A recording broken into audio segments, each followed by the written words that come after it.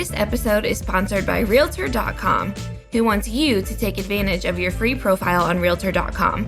By claiming and completing your free profile, adding a photo, and all of the information that puts you head and shoulders above the competition, you're on your way to receiving free leads, helping search engines find you, and staying top of mind with past clients. To learn more about claiming your free profile, go to Realtor.com/profile.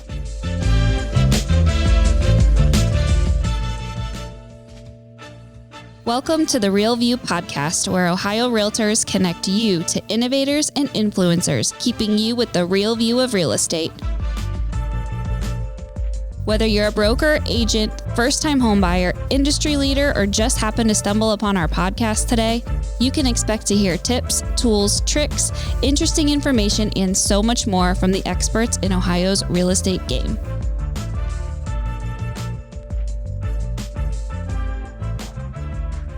Hi, everyone. Welcome back to the Real View podcast. I am your host, Allison Wiley. Joining me today is our special guest. His name is Burton Kelso. He's the keynote speaker, technology speaker, and cybersecurity speaker, as well as the owner and chief tech expert at Integral.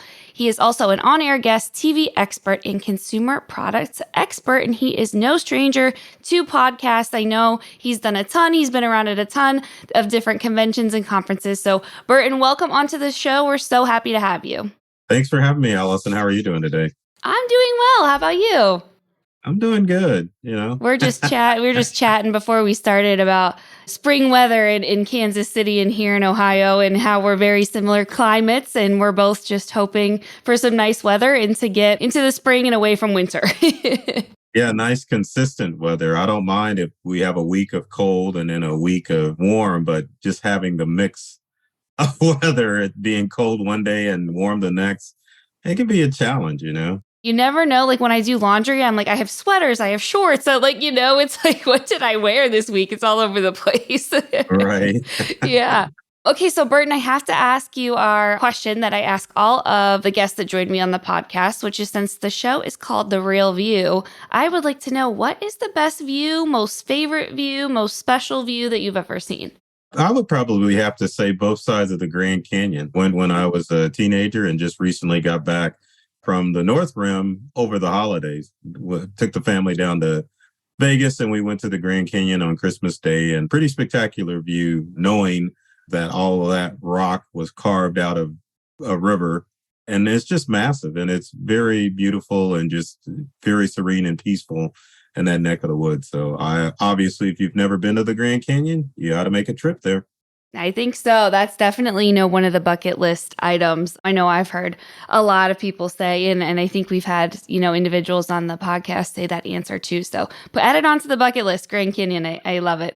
Let's get started on today's topic, which we're going to talk about cybersecurity in the real estate world, as realtors, in our businesses, and just in general. I feel like we're at such a crazy time with technology. I mean, we see stuff in the news every day. So I'm so happy we're having this conversation now, because I think it's super, super relevant. And I'm excited to have you kind of break down this world of cybersecurity and online attacks and have us learn a little bit more about it today. So I think we should just kind of start at the beginning. Like, maybe tell us a little bit about cybersecurity. What is it? Why is it so important? We hear this word dropped, phrase said a lot, but kind of give us a little background story on what it is and how it's impacting things today.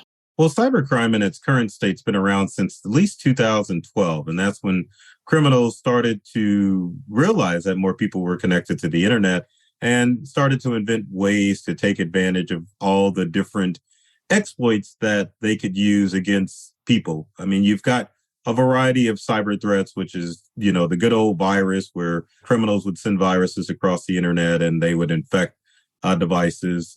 You also have ransomware attacks, which have occurred in recent years. And of course, you've got personal theft as well, as far as cybercrime is concerned. But the whole idea behind cybercrime is for criminals to get access to your personal information. And with that information, they can usually perform identity theft. So if you're a real estate agent and you have your information stolen, you can become a victim of identity theft. Also, criminals are always looking for new people to scam. So if you've got your buyers and sellers out there and criminals get a hold of it, criminals can take advantage of buyers and sellers in a number of ways. Number one, they could steal your buyer and seller information. Number two, there's always wire fraud theft that's always going on because criminals realize that there's a lot of money involved in the real estate industry. And so all it takes is an intercepted email where a criminal can phish or fake that they're a lender or a real estate professional and get the buyer or seller to wire them large amounts of cash. And then now, emerging in our current age of cyber threat is AI, or just different deep fakes or different AI crimes that are designed for criminals to pose as a real estate agent in order to, again, steal information from either buyers or sellers or just from unsuspecting people that are looking to conduct real estate transactions. Now, Allison, back when cybercrime started back in 2012, it was more of criminals breaking into devices and getting access to information. But as we've evolved and have learned to better protect ourselves, cybercrime is more of a human problem where criminals have discovered that it's easier to trick someone to give out their information as opposed to breaking into your devices. So it's very interesting now that you have to understand that every device that real estate professionals own has the protection built in to prevent probably at least 99% of cyber threats. It's now you as a real estate professional have to learn what you can do to protect yourselves from a variety of phishing scams and to make sure that you're showing your buyers and sellers how they can protect themselves from all of the cyber threats out there. So it's now, don't click on stuff. Make sure that you're reading the emails and the text messages and paying attention to the voice phone calls that come in that will help you stay safe in our current age of cybercrime. Yeah, it's thank you. That was such a great kind of background and history into how we got to where we are today. And it's just interesting to see how it's evolved from like how you mentioned it used to be we were worried that someone's going to hack into our account and steal our identity and do all this crazy stuff. And now we're the ones that are putting ourselves in these situations a lot of the time, which is so crazy and interesting to see that kind of switch. And you mentioned a few of the different ways that we can get ourselves in trouble with scams and things like that. Would you maybe give us like the top examples that you see of ways that realtors or our clients are getting involved with these scammers, whether it be through our emails, through our social media? Maybe give us kind of the top ways that you see us getting ourselves into trouble with this. Yeah, right now the top threat is something called juice jacking, which is where cyber criminals take over a USB charging station. Now, it's interesting because obviously when you're on the road or traveling as a realtor, then you're going to run low with power on your devices. Doesn't matter if it's a laptop, tablet, or a smartphone. If you see a charging station, you're automatically going to plug in and try to charge your phone. Now, criminals understand that when you plug your smartphone into a USB charger, that there are two things that happen. Number one, there's a section of your USB cable that allows you to charge your device. But the other aspect is that when you plug your smart device into a USB port, you can also transfer data back and forth. So criminals have designed charging stations to look at the information on your devices, and they can infect it with ransomware. They can steal information, and they can program your smart device to go ahead and spread malicious software as you plug into more devices and charging stations. So that's the top threat. But overall, the most dangerous threat out there would be phishing schemes, and they come in three varieties. You've got your standard email phishing scheme, where a criminal will try to pretend that they're a person of authority to get to your information. There's also text message phishing, where you'll get a text message from a random person asking for information or making you think that there's a problem and you click on the link. And then finally, there's the voice phishing scheme where someone calls and says, hey, there's a problem with an account. And you have to understand that most phishing schemes are socially engineered. That means that criminals design schemes in order to make humans react as opposed to think about the information that's coming through. And you have to look and understand that criminals are going into the deep psychological profile of how people react to stuff. So they'll come up with a variety of themes that make you react, like there's a problem with your account. Or if you're a buyer or a seller, you get a message from your realtor and it says there's a problem with the real estate transaction. Of course, you see these alerts come in and of course you react rather than thinking through the whole process of if this is a legitimate request or if this is just some bogus criminal trying to get access to your information. So juice jacking, again, applying to the human idea of, well, my device is low, I need to charge it in. I'm going to plug into whatever is available and not think about the consequences. So that's why, with cybercrime being a human problem, why it's so important for real estate agents to understand that they need to be on the up and up when it comes to staying protected from cyber threats. Yeah, you have to. You have to like almost just question everything nowadays, and I know it's only going to get worse with AI. And I know I've seen, AI generated image of the Pope wearing the designer coat that's been going around, and just how do we spot this? Because you're right, we almost just can't trust anything nowadays. And I know I get these text messages all the time, like your Amazon account, there's an error, or like UPS can't deliver your package. And like, I'm like, what in the world? So this happens all the time. Like, I don't think anyone is really safe from being susceptible to these types of attacks. But I think it's interesting with real estate and small businesses in general that we're almost a little bit more susceptible to this. Could you share a little bit why small businesses and real estate small businesses, maybe are bigger targets for some of these criminals than, anything else? Yeah, Allison, it's the whole idea that most realtors and even small businesses just don't have the support staff to help them look out for these cyber threats that are out there. Like if you're in a corporate environment, you're getting the fake phishing emails that try to see if you're going to fall victim to a phishing email. But as real estate agent, maybe you're on your own, maybe you have a small brokerage, and you just don't have that IT support staff that's able to let you know what the latest cyber threats are. And a lot of it is just hearsay as far as the information that they're receiving, as far as what's a credible threat, what's a bogus threat.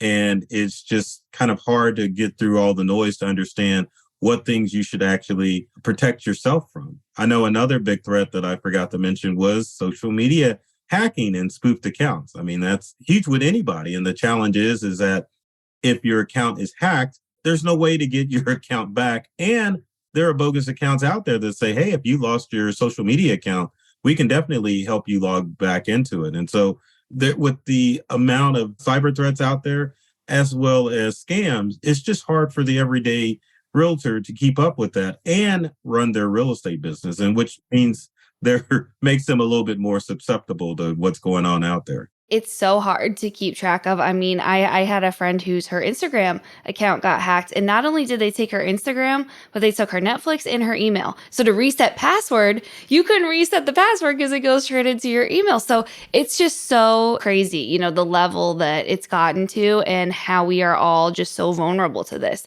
Is there any way that you would recommend us really staying safe and being diligent about this? And I know you mentioned like question everything, like always be aware before we click on a link. Are there any other ways that you would recommend that we just be really strong on this so that we can avoid any sort of crime taking place? Oh, definitely. So I think the first thing that realtors need to do is to establish a good line of communication with their buyers and sellers. So if you are going through the whole real estate transaction process, you need to let your buyers and sellers know this is the way that we're going to communicate. Either it's going to be by phone or by email, and this is the only number that is going to come through, and this is the only things that you need to respond to. If there's another email that comes through, then you need to ignore it. It doesn't matter if it's from the real estate agent or from the lender. Just make sure that you establish clear communication with your buyers and sellers. Now, as far as real estate agents are concerned, there's a whole host of things that realtors need to do. So number one would be make sure that you aren't sharing your mobile number. And I know that's going to upset a lot of realtors, but when you share your mobile number, you make yourself more susceptible to SIM card fraud, where criminals can actually take your mobile number and transfer it to their phone and then use your phone to send out spam messages via text or voicemail. Other things that realtors need to do on a regular basis is change passwords on a regular basis, set up two-factor or two-step authentication on all of their web-based accounts, and more importantly, passwords. Stop using them and use passphrases instead. So passphrases are a set of two or more words that create a strong password. So for example, you might want to use the passphrase of red turtle, 269 exclamation point, or maybe, I'm trying to think of a good one. Black Cardinal, because, cardinals are normally red, like Black Cardinal 275 question mark, but things like that. And if you are struggling with coming up with passphrases for your online accounts, there's a website called useapassphrase.com where it'll automatically generate a password for you. And then another important step would be for real estate agents to find out if their information is floating on the dark web. Now, if you're a realtor, your profile is prominently displayed because you have a realtor website or you're on the brokerage website, but you need to make sure that information of yours hasn't been leaked on the dark web. And there's a website called Have I Been Pwned? And pwned is spelled PWNED.com. If you visit that website, it definitely will allow you to look and see if your phone number is floating on the dark web as a realtor, or if your email and other password information is floating around on the dark web. And if you find that it is, then you can take steps to change the passwords to those leaked accounts and make sure that you're keeping yourself safe, not only for you, but also for your buyers and sellers. Yeah, no, that's so important, especially because as realtors, we live so much of our life out in the open. We have such a strong online presence. We're like, yes, call us, anyone, call us, new clients. And that's just the business that we're in, is we're like trained to be so open and just out there. And it leaves us really vulnerable to this type of stuff.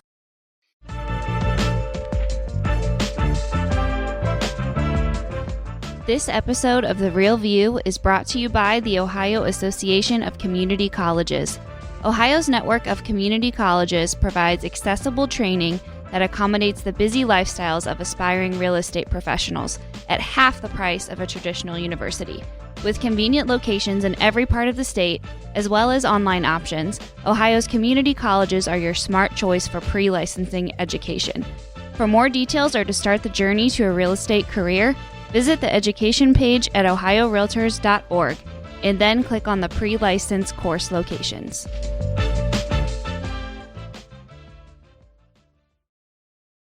Home sellers can be sued by buyers, even if they did nothing wrong. When a seller gets sued, so does their agent and broker. And that's just not fair. Home sale lawsuits don't happen on every transaction, but when they do, they can be devastating. Seller's Shield is so proactive, we resolve 94% of our clients' disputes before they become a formal suit, keeping everyone out of the courtroom. Protect yourself with Seller's Shield and get the peace of mind you deserve. I'm just curious, and as we're talking about all this, I don't know if you're aware or not, is there anything that's going on, maybe nationally with legislation that's trying to stop any of this? Are you aware of any efforts that are trying to cut down? Because it does seem like it's just getting worse and worse and worse, and every day it's like there's more, coming at us. Are you aware of anything like that that's going to try to slow this down and stop this from happening? Well, there is legislation as far as trying to prevent the spread of cybercrime. And of course, the government's always letting people know about different cyber threats that are out there. But the challenge is that most of your cybercrime or cyber criminals are overseas. They're either terrorists in countries that sponsor terrorism. Sometimes they're state sponsored, meaning that there could be countries like Russia and China that are actually giving money to cyber criminals in order for them to make more money for the cyber criminals and for the government. Because I think cybercrime is at least a couple of $1 billion a year industry. So, there's obviously plenty of money to go around to help everyone out. So if you're a country or a terrorist that wants to make a little side hustle, why not turn to cybercrime and trick unsuspecting people out of their hard-earned money? But that's why it's very important that we make sure that we're taking the steps to keep ourselves safe, because there's ultimately, no one that's going to really protect you. Now, for domestic cyber threats, obviously your local law enforcement and the FBI can handle that. But when it's out of the country, there's CIA. And then, of course, you have to get with countries and hope that maybe they will cooperate and shut down these criminals that are doing this cyber crime activity. So crazy to think this is goes so much beyond, where we are in our country and we're facing threats from out of the USA. That's crazy. When we think about protecting ourselves, There are ways that we can do that with some software and things out there that already exist. What exists out there that realtors should look into, and how do we know if we should put something in place? When is there a certain point?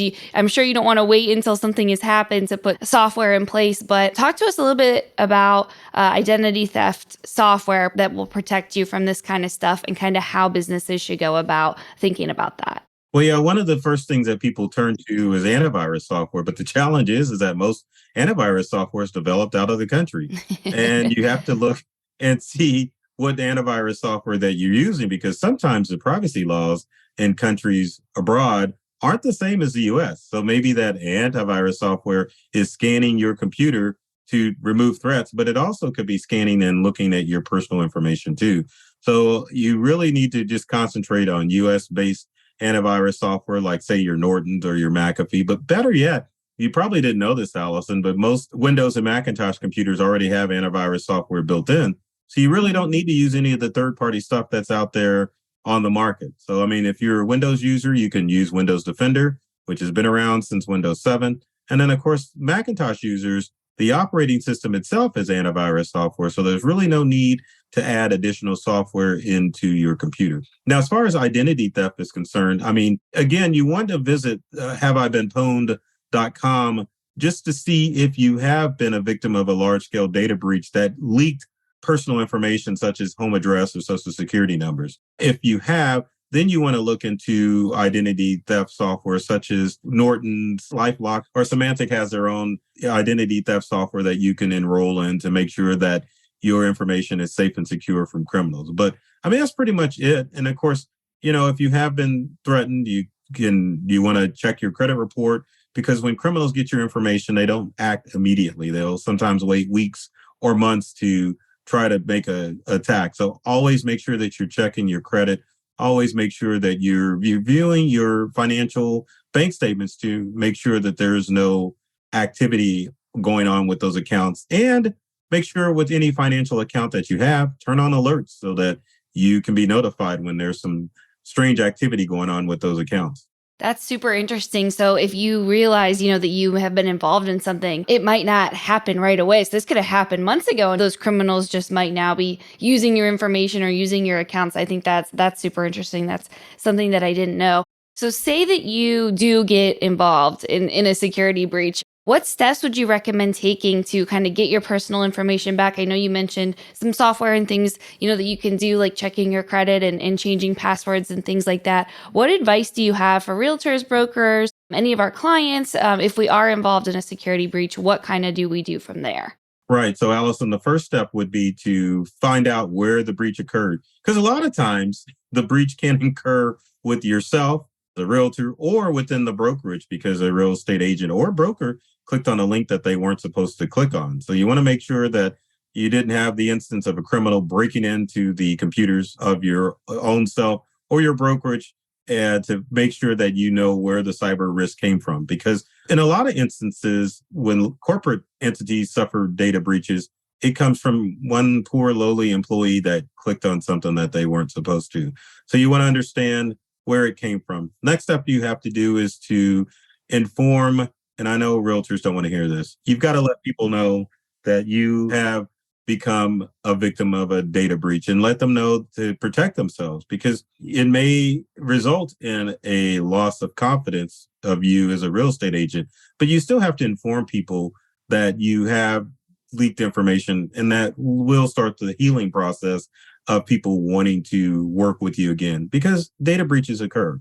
And then probably the last step, or one of the final two steps, would be to contact law enforcement, because even though a lot of these cybercrime events happen overseas, local law enforcement needs to know too, because it could be a domestic cyber criminal as opposed to one that's international. And then finally, you probably need to hire the services of an IT expert to come in, make sure that you've got the right protection for your devices, and to make sure that whatever virus threat has occurred is off your devices. And one thing about ransomware. So let's say if your brokerage or yourself becomes a victim of ransomware, never pay the ransom, because it just makes you a larger target where criminals will come back in the future and try to trick you out of money. To prevent losing information in a ransomware breach, you always want to make sure that you're backing up all of your devices automatically to the cloud, on a regular basis. I should say daily or hourly basis, to make sure if you do have ransomware, then you can just tell the criminals goodbye, and then you can just restore your data from a backup. Yeah, no, those are all great tips. And I know something that I run into too is, when you log into an account and you'll get that message that says like you've been involved in whatever, this site had information leaked, and it says, do you want to change your password? Is that another thing that you recommend too? If you see that type of message, should we be resetting our passwords? I know you mentioned that we should be doing that on a regular basis, in general, but if we get something like that, do our changing password, do your 2-phrase password, which I think that was super cool. I'm going to start using that now because I'm bad and I use my same password for like half my stuff. So I know you're probably like, no, don't do that. Yeah, that's not a good deal, Allison. So if you get a bogus or a random message on your computer, it could be a ransomware attack, or it could be what's called scareware. So if you get a message, it pops up, says you need to call a number. Never need to call the number. A lot of instances when you get something like that, you can just reboot your device and then it gets rid of the message. Because again, it's scareware. It's designed to make you freak out and go, oh, let me call this number to solve the problem. Same thing with like social media accounts being hacked. Now, if your account's hacked, you're not going to get access to it like what happened to your friend. But if it's spoofed, again, you can just report the account to social media and then just go about your merry way. You don't have to worry about changing password or anything like that. But I will say, Allison, it's a good idea if you haven't changed your passwords in months or years and you have a cybersecurity incident, then it's a good time to go ahead and change your password. Yeah. Because, if you risk it. My fault, right? Yeah. Yeah. That should be the hint that you change it. And one of the things that I actually appreciate too is when you get the emails from companies that say, hey, like I noticed someone tried to log into your, Netflix from China at 2:40 in the morning. You know what I mean? And like change your password because of that. Is that something that we're seeing more companies do to try to curb this from happening? Well, yeah, Allison, that would be the part of two-factor authentication working. Like I was about to go live on TV one day and I got an email saying that someone was trying to log into my PlayStation account from Dearborn, Michigan. And I knew it was bogus because, our PlayStation's in the living room and no one's trying to log into it remotely. So, it's a good idea. And most companies do want you to set up two-factor or two-step authentication so that if a criminal guesses your password, then you'll get that message letting you know that a criminal tried to log in. And like you said, when something like that happens, you probably are better off go ahead and changing the password rather than just trying to risk it and say, they didn't get in. They won't get me. It's better to be safe than sorry. Yeah, if they're notifying you, hey, you're at risk here, do what you can to stop it from happening. No, I know I always appreciate that if I see those emails. Yeah, and if you set up two-factor authentication, you'll start getting them too, Allison. Yep, there you go. Instead of you playing risky, saying I use the same password for everything. You can't be doing that. I know. As soon as we finish this, I'm going to go change my passwords to everything. I feel bad now. I'll say this. So I forget what day it is. So on the 4th day of May of every year, if you don't do this when we're done, just remember on Star Wars Day, May 4th is also National Password Day. So if you just forget, just remember next May, you need to change your passwords. There you go. I love it. Put that reminder on your phone. I'll just say, remind me every May 4th, change your passwords on stuff. No, I love that. Right, exactly. Okay, so you talked about this a little bit at the beginning, but I want to go into a little bit more detail about the new technology, chat, AI, all this stuff that is popping up. What is that going to look like? What should we brace ourselves for? What is going to come out of that? Do you anticipate, is that already happening? Are we already seeing, this have an impact on cybersecurity? And what is this going to mean for the future? Well, for cyber criminals, AI like Chat GPT can be a good thing because they can ask Chat to create malicious code to infect devices. They can ask Chat GPT to come up with some sort of AI. Also, Chat GPT can help craft the perfect phishing message for people to fall victim to. So, as far as real estate agents, yes, it can be a productive tool for them to be able to use to craft whatever they want. But for criminals, it just gives them the foundation for them to create stronger cyber threats. So I think people are definitely going to have to be a little bit more vigilant about the malicious information that can be caused because of Chat GPT. I mean, I don't think that it will be any different as like you're going to see more, but it's just you're going to have to pay better attention because as we all know, Chat GPT can generate text that looks like almost like a human wrote it and be a lot different to detect these cyber threats. So real estate agents, beware, but be a little bit more vigilant. Just don't be loosey-goosey with reading emails and responding to messages. You definitely are going to have to keep a closer eye on what AI is going to do and how criminals are going to use that to get your personal information. And the challenge is, Allison, we don't know which direction they can definitely take with AI. So that's why it's a scary threat out there. You know, in a lot of instances, no amount of antivirus software is going to protect you because normally if a link comes in via email or a text message, when you click on it, you're telling your antivirus software, go ahead and let it in. You know, it's fine. So just be vigilant and don't necessarily be like frightened to do anything just because criminals also have access to AI or Chat GPT. Yeah. And just, I think what it almost comes down to is just like trusting your gut instinct too. I think too, if something looks sketchy, don't do it. You know, if there's any doubt in your mind, and you can kind of tell some of these messages there's misspellings or like things are worded weird or they're not using like the correct grammar. Like you just have to really pay attention to like that kind of stuff too. Like use your gut intuition is kind of the best defense almost that we have against this kind of stuff. Yeah, and the other problem, Allison, too, is that companies aren't always forthcoming when they've been breached. For example, I happened to be out in the field with one of our accounting customers, and a accounting software sent out an email saying, hey, it's time to renew your subscription. And end of the year is normally the time when people are going to update their accounting software to be prepared for tax season and the new financial year. Well, after responding to the email, found out that it was criminals trying to extort money and called the company and they were like, oh yeah, we've been aware of this. We've had people call in. Wow. Yeah. So you just have to really rely on yourself to identify those cyber threats because companies aren't always forthcoming and there's no way to tell in a lot of instances if it's from a criminal or from an entity. So I think one of the best ways to do it is to make sure that if you do get an email that sets off your fear or your instincts, to call the company directly and ask them, did they send out the email?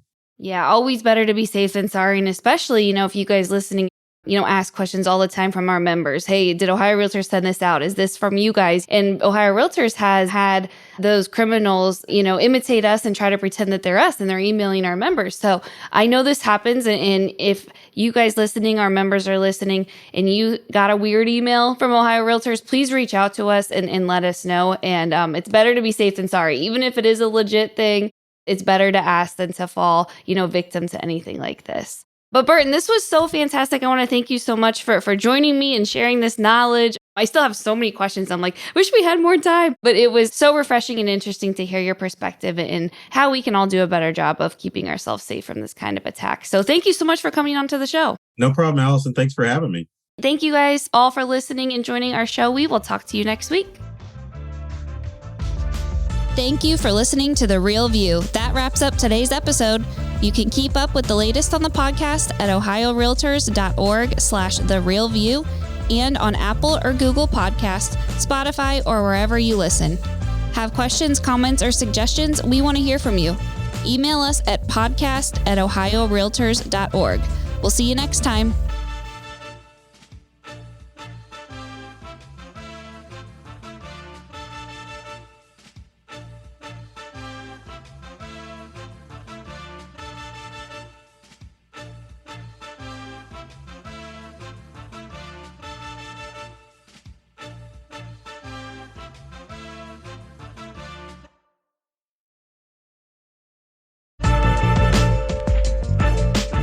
There's a better way to back office, and that's with Brokerment.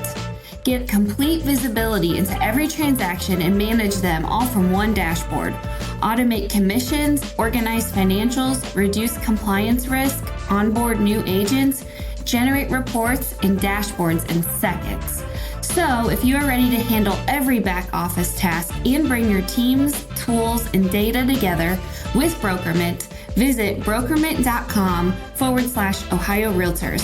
Plus, see how you can score 50% off of the implementation fee. That's brokerment.com/Ohio Realtors.